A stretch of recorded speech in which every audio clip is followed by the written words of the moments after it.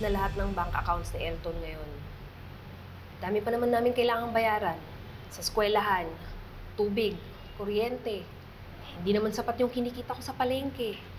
Alam niyo, pabuti na lang at nag-grant ng korte ang petisyon. Ang ibig sabihin nito, hindi na makagalaw pa ni Elisa ang pera na iwan ni Elton. Pero hindi pa tapos ang laban. Yung main case mo na judicial settlement of estate with partition ay nagsisimula pa lamang. No? And maiba naman tayo. Philip, kamusta ka na? Saan ka nag-aaral ngayon? Gusto po ni tatay na maging kapitan po ako ng barko. Yun po kasi yung pangarap niya nung bata pa siya. Sigurado akong matutuwa yung tatay mo. At huwag ka mag-alala sa gastos. Marami kami tutulong sa iyo.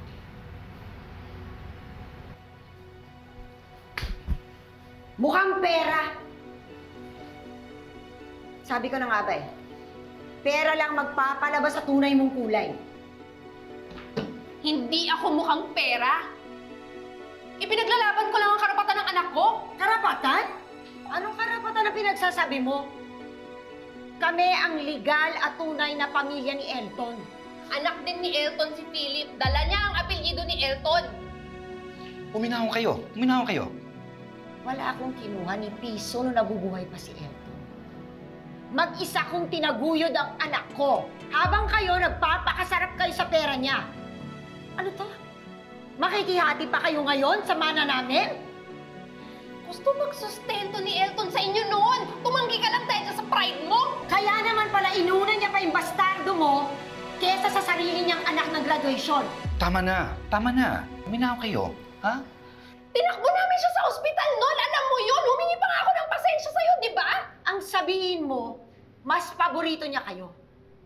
Simula nang dumating ka sa buhay niya, et sa puwera na kami mag-ina sa buhay ni Elton. Tinanggap ko yun noon. Pero hindi na ako magpapadehado. Eto ang tandaan mo. Wala kang makukuha sa iniwan ni Elton. Magkamatayan na. Amin lahat ng perang yun.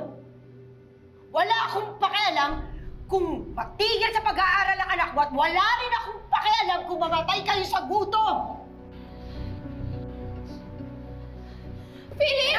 Teka! Hindi pa ako tapos. Hindi pa ako tapos. Bumalik kayo dito. Hindi pa ako tapos! Teka muna, ha? Ito ang una at huling warning ko sa iyo. Kung hindi ka titigil sa panggugulo mo rito, kakasuhan ka namin. Meron pa tayong hearing na mediation officer dito, pero hindi nagbibigay lisensya siya ito para sumugod dito sa opisina namin at manggulo sa opisina namin. Tumigil ka! Considered ho na violence against child ang ginawa niyo kay Philip. Mas makakabuti ho kung umalis na kayo kaysa lumabas kayo ng opisina na to na may 2 kaso.